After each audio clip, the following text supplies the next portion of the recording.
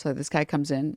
It's shocking how tall Hasan is. And then be like, wow, did you notice what you just did there? Let me explain to you what you just did. You wrote the word shocking. It's a reference to the, I don't know if you know, you just like said something like funny. Like, did you know that? Did you know that? Because it's like a reference to like the dog. Did you know that? Yeah, I know. No, I know. That's really cool that you accidentally did that. That's so cool. You know, I was thinking to be worse. Just overall. Would that be good or would that be bad? Like, I was thinking we could denim-splain to people. Yeah, this chemistry between you and this chatter is electric. Do you see what that joke is? Do you understand that joke? Because like electric. And then the shocking and the dog and the Kaya and the, you know, like electric. Like, do you get it? Do you get it? Did I explain it to you? Do you understand now? Do you? Fansplaining. Okay, sorry. Guys, I owned him so hard he didn't know what to say, so he just said, oh my god. Oh my dog. Boo! Get off the stage! Boo! Tomato time! Boo! Alright, moving on.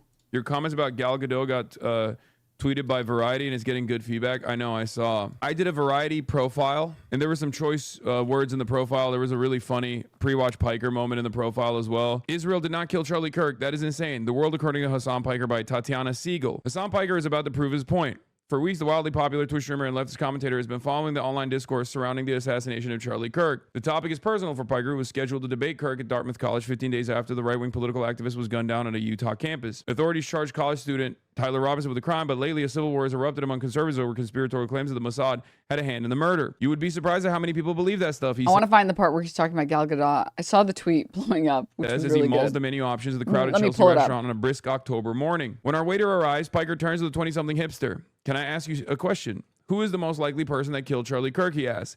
I think it was Israel. It seems like an inside job, the server replies hesitantly before heading back to the kitchen for Piker's cold brew. The answer comes as a shock to me, but it's no surprise to the extremely online millennial who acknowledges that he is fascinated by conspiracy theories. I literally was talking to her about this mid-interview, and she couldn't believe it. She's like, what? You think a lot of people think that, like, Israel killed Charlie Kirk? And I was like, here, I'll show you. And I straight up turned to the waiter, and I was like, hey, man, you heard about this Charlie Kirk stuff, right? And he was like, yeah. Who do you think did it? He said, straight up, Israel. I watch every Candace Owens, Piker says, referring to the new media star of the far right who has fanned the flames of the Israel theory. He nods in the direction of our waiter. Is the reason why I know exactly where he is coming from with the Charlie Israel thing. For me, no matter how far-fetched the conspiracy is, if it is getting 2 million views in 24 hours, that means a lot of people are tuning into it. That means a lot of people are paying attention to it. And in this day and age, I think a lot of people are believing it. Piker feels no allyship with Owens, even if they share the belief that Israel is a malignant force. He is merely a student of the attention economy, a space in which he is thriving. With nearly 3 million followers on Twitch and 1.75 million YouTube subscribers, the 34-year-old influencer seems like a possible answer to the next question of when the left will find its own Joe Rogan. As the next generation turns more conservative and alpha males like Andrew Tate ascend. Well, the thing with Candace Owens is that she hates Israel because she's anti-Semitic. That's why she hates Israel. We hate Israel because they bomb Gaza and kill hundreds of thousands of innocent civilians and feel no remorse and have been committing war crimes for the past how many decades? And it's an apartheid state that is illegally occupying. And it's pretty, I don't know. I mean, I feel like most people see Israel and they hate it because they don't like genocide, and Candace Owens just doesn't like Israel because anti-Semitic. We're not the same. Piker offers an alternative vision and the rare ability to sway an election. As an early and enthusiastic supporter of Zohran Mamdani, Piker played a key role in helping catapult the New York mayoral candidate to... Sorry, wait. Muted. Please fix your sound. I wonder how many bots know it's muted. What are you talking about, man? Are you sure you don't have the stream muted? The audio is fine. I think the audio is fine. The Gracie Mansion by spreading the Democrat socialist message to his legion of fans. With our waiter out of earshot, Piker drops his voice discreetly. Israel did not kill Charlie Kirk. That's insane, he says. I did that for you because you were shocked. When the waiter returns with our order, he tells Piker that he's comping the cold brew. Wait, why? Piker asks. I just like your vibe, the server says. A lot of people like Piker's vibe. His brand, a twofold critique of Israel and a billionaire class, has made him a multimillionaire and a foil. Anti-Defamation League CEO Jonathan Greenblatt has accused him of using his platform to promote toxic anti-Zionism. Andrew Cuomo invoked Piker's name repeatedly along the campaign trail in an effort to smear Mamdani. Is that true, Lamau? Yeah, that was true. Guys, of course it's true. It's because I talk to people all the time. It's not fucking fake. Like, when I say I talk to people, regular folks, on a daily basis. This is what I mean. And I think many people don't do that. Many people don't just go out and talk to random people like they are regular people. That's part of the reason why I love talking to Uber drivers in general as well. That's another reason, because regular folks got some crazy ass theories. I don't talk to Uber drivers because I'm live. I talk to Uber drivers when I'm offline as well. On this morning, Piker just arrived via red eye from his home in Los Angeles for an appearance at the New Yorker Festival. His inclusion in the lineup already sparked a wave of outrage. Wearing a no-logo sweatshirt, sweatpants, and a Free Palestine wristband, and an Apple Watch carrying a small Gucci bag that holds his Zin supply, Piker signals a cross between conspicuous consumption and Bernie bro. Lurking beneath a camo hat emblazoned with the word thieves is a mind that poses one of the biggest PR threats to the pro-Israel set. Can I just say, putting some of these things together in the same group is just like very comedic to me. Putting together an Apple Watch, Zins, next to Gucci, it's like, dude, Zins are not that expensive. Okay. A lot of people have an Apple Watch. These are not like, an Apple Watch is a luxury good for sure, but you can get like an older Apple Watch for like $100. Like they're not, and Zins are like, depending on where you're getting them, anywhere from like $5 to $20. Like that's, you know what I mean? I feel like we should put these in slightly different categories. The Jersey-born, Istanbul-raised, Rutgers-educated provocateur has no plans to back down. What's up with all these fanfic-style interviews with you? What are the chances of this interaction happening perfectly with this interaction? This interview is going to end with, and everyone clapped. I know it sounds unbelievable, but if you talk to enough people all the fucking time, you get a better feel for what their worldview looks like. I love that you think this person faked that interaction, by the way. Like, they have no allegiance with me. Why would they do that? You only get this level of cynicism if you straight up have been brain broken, I think, by... I mean, it speaks to the kismet of it all. It speaks to like the coincidence of it all, but it also speaks to how much you maybe pay attention to a lot of the anti-Hasan content out there, maybe, because like it's just strange for you to assume that that would be unique. Like I have moments like that on stream all the fucking time. The last 2 years I've been called anti-Semitic. I abhor anti-Semitism and I've spent my entire professional media career combating it. I just happen to be anti-Israel, and that makes me a far greater threat than the likes of Nick Fuentes because they know he's a Nazi, he says, referring to yet another polarizing figure in the ongoing schism within the far right. By the way, this is before the Nick Fuentes stuff popped off on the right wing as well. So even that in and of itself is actually an interesting predicament. Even that situation was another pre-watch Piker moment because we were talking about this stuff before the schism became apparent. I don't find kinship with the right because I think there are some on the right that just use Israel as a new opportunity to cut through the noise. His voice, famous from 2,674 live streams or 18,624 hours in front of a camera since he started on Twitch in 2018, is steady and evokes the East Coast liberal arts poli-sci education he received. Maybe they seek kinship with me, but I've been here for decades, he says, because this is a problem that predates October 7. That's why a lot of people in the know shortly after October 7, myself included, were like, this is horrifying, but the reason as to why this is happening is because of 75 years of apartheid at that point, the genocide that was the inception of the Israeli nation state. And most people were just so oblivious to that reality. They were like, how dare you say something so barbaric? How dare you say something instead of just sitting there silently and mourning? But there's never been a moment in my life where I ever considered Israel to be anything but a criminal enterprise. This is in fucking print, dude. This is Variety magazine. The world is changing. I need you to understand something. The world is changing so much. This is a Variety profile that isn't antagonistic on someone like myself. I mean, I'm not joking when I say that like Mamdani madness is really changing things up. I don't know how to say this sentence without it sounding like the most cringe thing on the planet. So just fucking please decringify it with your decringifier ray in your brain. But this is the first time in my entire life that it's been in to be Muslim. This is a common experience that I think a lot of non-white people have in America, which is, I saw like Valkyrie had like a clip talking about it, and a lot of other people have talked about it, where there's a period of like when you grow up non-white that you wish that you were white because you feel like life could be so much easier and you wouldn't have to deal with so many of these problems and so many of these things that impact you, and you have to like figure out how to deal with that.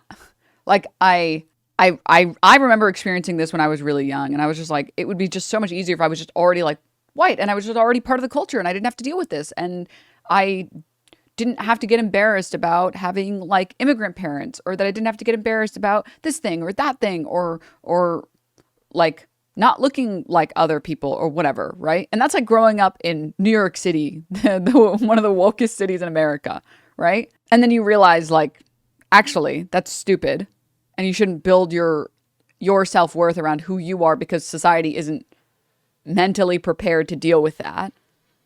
You should be who you are proudly. It's almost like that's what gay pride is about. It's almost like that's what queer pride is about. It's almost like that's what pride parades are about. And it's society that needs to catch up. Yep, it happened to me as a Filipino kid growing up. I was born here too, and I wish I was white when I was a kid. And then I grew up and I learned to appreciate my heritage, said one chatter. And it's just like, because it doesn't feel like you fit in with everybody else's culture, and it doesn't really feel like you fit in with your culture when you grow up as like an immigrant kid. Like I feel like a lot of other immigrant kids had this experience showing up to school with like good food, a lunchbox that had good food in it, and the other kids like laugh at you because they're like, your food is smelly. Meanwhile, they're eating fucking like mayo and sliced ham on fucking Wonder Bread. So you were getting the good shit, the best shit. But because you were other, because it was different, you got made fun of. Even though your food was banging. It was bussin'. They were getting the fucking moldy Mr. Beast Lunchables, and you have food that was handmade with love, has every spice, every nutrient in it. White people go crazy for a Lunchable. Was it smelly? No, and that was the fucked up thing too. It wasn't even smelly. It wasn't even smelly. It was just, there were just like, it was a stew. So it was like, you know, me, white girl, and my best friend, Indian first gen, would trade LMAO. Yeah. I brought Thai bamboo dish that my mom made once at an adult cafeteria, and an adult cafeteria attendant said it smelled like piss. The fuck it didn't. And the most frustrating thing, by the way, about like, your food smells bad. It's like, have you smelled sauerkraut? Like, can you just be real for 2 seconds? Just for 2 seconds. Have you smelled like, have you gotten a little too close to a wet hot dog and you're like, that doesn't smell that good? Haggis, Vegemite. So anyways, I was going, oh, this is the first time I feel like in my life that I can like, I feel like it's in to be Muslim, to like know all of the inshallahs and the masha'allahs and whatever, which is like, I don't know, kind of cool. It's kind of cool to like be part of something that feels more acceptable and isn't something that people feel ashamed about or feel like, no, these Muslims are ruining our country. We need to kick them out before they do 10 more 9/11s, which has been really cool. And I think that there's been a major shift with Mamdani. I think Mamdani's kind of like, he's kind of changing the game in a big way. Not just for non-white and not just for immigrants and not just for any people of color or any, even honestly, like the way that he's been so openly pro-trans, but also for progressive values. Like, I feel like progressive values nowadays are so much more acceptable than they've ever been. Like, even during Bernie days, you could be progressive, but you couldn't call yourself a socialist. You couldn't call yourself a democratic socialist because it was still like, oh, I don't know. This is such a scary word. And so very cool that we're finally at the point where people realize, hey, actually, if you just keep doing what the Democratic Party's been doing over and over and over and over again, you just shrink the Democratic Party because nobody wants to vote for this fucking party because it sucks. Covering not only my worldview, my politics, but also straight up putting in print anti-Zionist statements. Hanging with Hasan Piker plays out a bit like one of his marathon streams on Twitch, a hybrid of live television and social media that allows creators to interact with his fans via chat. The hours float by as he flits from one topic to the next, a mix of politics and pop culture. He's discussed about Hollywood's treatment of pro-Palestinian voices who have lost most career opportunities, such as Scream actress Melissa Barrera, whose firing from the franchise happened, he says, at the peak of the panic. Some have been dropped by their agencies, including Susan Sarandon, love her, by UTA, or their labels like Roger Waters, he's awesome, over their Israel critiques. More recently, British punk rap duo Bob Vylan was cut by UTA for leading chants of death to the IDF during a performance in Glastonbury Festival. I don't think that's necessarily going too far, Piker says, of Bob Vylan's actions. I think the moment that you start talking about Jewish control or the Talmud is when people go too far. As a Muslim who sees so much Islamophobia, I'm very tuned into that dog whistle, like the overemphasis on Sharia. The notion that Mamdani would impose Sharia law in New York was indicative of the tenure of the final stretch of the mayoral race. They do it to Jewish people as well in a similar vein. I think that's when people go too far. From Piker's perspective, Amy Schumer should have been canceled for social media posts she made in the wake of October 7. Amy was going crazy and no punishments there. She was just straight up being like, they're all rapists, barbaric monsters, they're head choppers. We got to deal with them. Piker appears to be referencing an illustration Schumer shared and then deleted on Instagram that depicted pro-Palestinian supporters holding signs with such slogans as Gazans rape Jewish girls only in self-defense, and proud of our rapist martyrs. Despite calls for his cancellation for his criticism of Israel, Piker has withstood the heat. WME didn't drop me, which I think is very interesting, he says. He was told to tone it down, but he's vague about exactly who told him. He's getting a little too hot is what I heard, he says. Did he heed that warning? No, because I'm very stubborn, and if something is wrong, I'm going to call it out. And if I can't call it out, then I can't do my job. That's my job. That's what I do. So yes, I've gotten warnings and I'm not oblivious. Journalist Taylor Lorenz, a friend of Piker's who has covered the subject of internet harassment for 15 years, says that he is unique in the breadth of his haters, from Vice President J.D. Vance to Democratic Representative Richie Torres. Hasan is a very particular strain of politics, which is leftism that is attacked by both mainstream centrist Democrats, bad faith left-wing actors, the right wing, and just internet trolls, Lorenz says. And he's on the most dramatic platform possible, Twitch, which has the most parasocial fan base of any. But what I will say, though, being a leftist is great, because then when Republicans threaten us with a good time, we're just like, yeah, do it. Do it, pussy. When they're like, yeah, well, we're going to release the Epstein files and Clinton is going to be in big trouble. It's like, I've been waiting for this fucker to go to prison my whole life. Please do it. Bet. Hey, yo, please. And they're like, no, but you're not. You don't vote Republican. You're supposed to be upset. Do it, pussy, no balls. Any platform. He gets the entire internet weaponized against him. He is the only straight man I've ever seen that has been gamer-gated. Dude, that's such a it's pretty funny. A funny line. That's true. I'm the first male victim of like actual successful objectification. I'm the first male victim of Gamergate. It's true though. It's literally so stupid. I mean, it still doesn't impact me in the same exact way that it would others, like in the same exact way that it would women in general. And that's because obviously we do still live in a patriarchal society, right? But that hasn't stopped people from trying, if you know what I mean. Earlier this year, Mamdani's mother, director Mira Nair, signed a petition calling for the Academy to rescind his invitation to Gal Gadot to appear at the Oscars for his support for Israel's military actions against Palestinians. Given that Gadot's comments throughout the conflict have centered on releasing the hostages, I asked Piker if such a campaign was fair. I think she should be banned from the Oscars for being a dog shit actress. I think she has no business being there for the crime of what she has done, not only to the DC franchise, but really any movie she's been a part of. So that was a joke, but Can I just say, the funniest thing about the DC universe and Gal Gadot is the James Gunn interview where he talks about Gal Gadot and he talks about Wonder Woman. Let me play it. Let me play this video while I try and find that. I feel like it doesn't read like that when you read it out loud, right? Can you tell? Because she didn't say Hasan jokes, you know, Piker quibs, Piker jokes. I think she should be banned from the Oscar for being a dog shit actress. He says to the Wonder Woman star, all jokes aside, okay, well, I did follow with, all jokes aside, Gal Gadot serves an important role in normalizing Israel as not a fascist ethno-state, but instead a place where a lot of beautiful women come from. And those beautiful women happen to serve in the IDF, because there's also this weird sexualization of the forces as well that takes place, and it plays another role in normalizing Israel and its activities and actions and whitewashing it. Now, that is also a somewhat unique perspective to hear in mainstream outlets as well. Not only did they actually put all of the anti-Zionist statements in there, this is something that I never in my life would have thought that Variety would actually ever feature a piece that just straight up said that Israel, like Israeli propaganda, weaponizes the hypersexualization of its own female forces in an effort to propagandize and whitewash their war crimes. By contrast, Piker appreciates.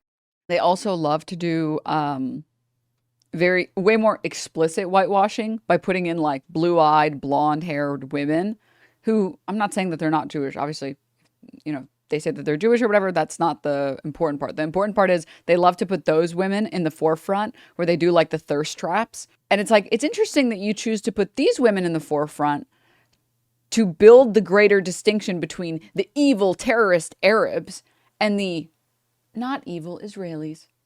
Because you need that, like, the distinction. You need the dichotomy to be strong. Because it's like, well, they're so, I mean, like halo effectively.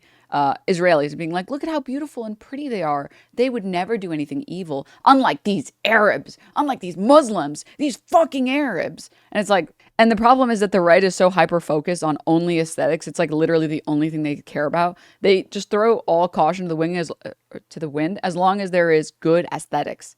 And I mean, that's why fucking Andrew Schultz will talk about like Republicans and he'll be like, well, they were just like the cool party. And that's why I voted for them. It's like, you people are so fucking stupid. Holy shit. It really is just an aesthetics game for you people. But look at how hard we're girl bossing. I will say, before we